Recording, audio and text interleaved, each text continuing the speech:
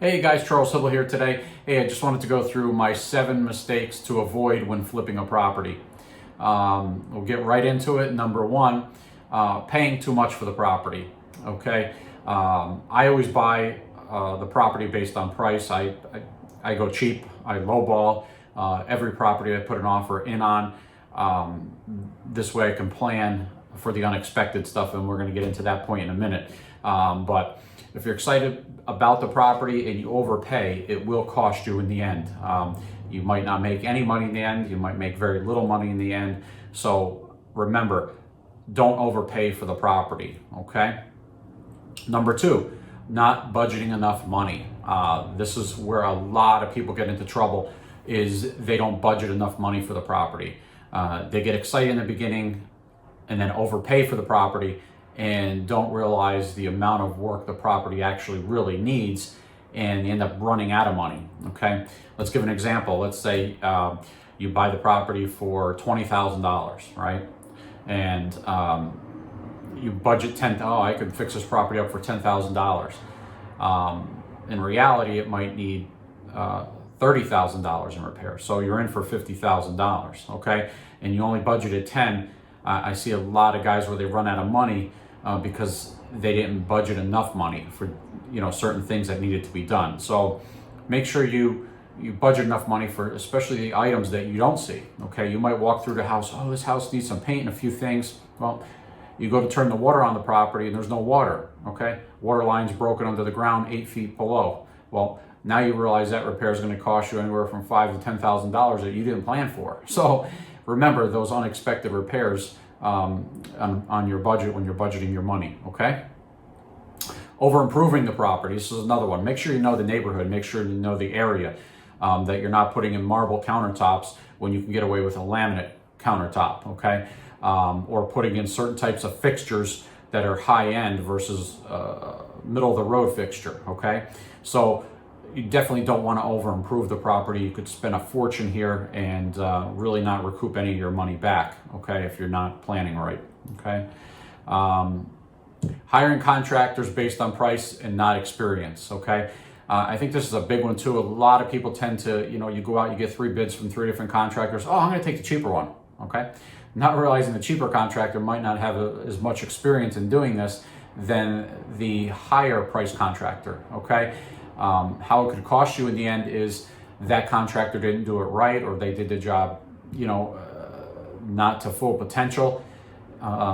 Just a terrible job, okay? Then you might end up having to hire another contractor, come in and rip out his work that he didn't do properly, and it's going to cost you more in the end. So make sure you're hiring the right contractors that you feel comfortable with, that have done this before and have experience in doing what you need to get done, okay? Don't hire them all just based on price, okay?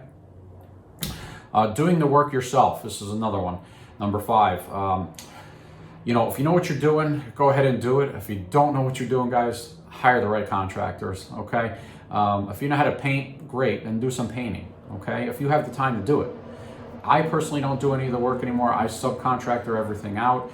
I typically pull the permits, and then I hire everybody else to do from the electrical to the painting to the roofing to windows, etc. Okay, I don't typically get involved in the property as far as doing any of the work, materials, things like that. I can order and coordinate all that and let the pros handle it, okay? I know what I'm doing. I could get in there and do it. I just have to find out where my time is well spent, okay?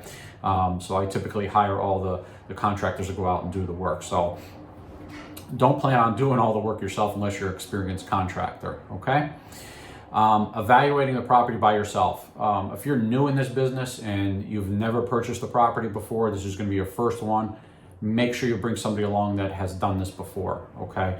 Or an experienced contractor to walk through that property with you before you put an offer in on the property, okay?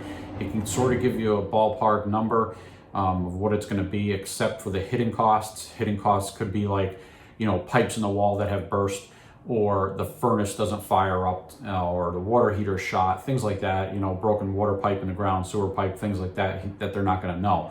But you definitely want to add a little extra on for the stuff that you don't see when you walk through the property. And that's where the contractor will come in and give you an idea of stuff that could be hidden. Okay, so don't evaluate the property yourself. Get somebody to go along with you if you haven't done this enough times to understand what you're getting yourself into. Okay. Number 7, if you do this for the first time, don't buy the property that needs too much work. Great point. If you're doing this on your first one, you definitely don't want to buy a property that needs so much work, total gut job, roof, windows, everything, unless you have the means to do it. Okay. Even then, I recommend you doing something that needs more cosmetic work than any kind of structural or foundation work, roof work, or full renovation. Try to find something that needs some paint, maybe some fixtures, light fixtures, new flooring, things like that. That's a little more simpler on your first one. Okay.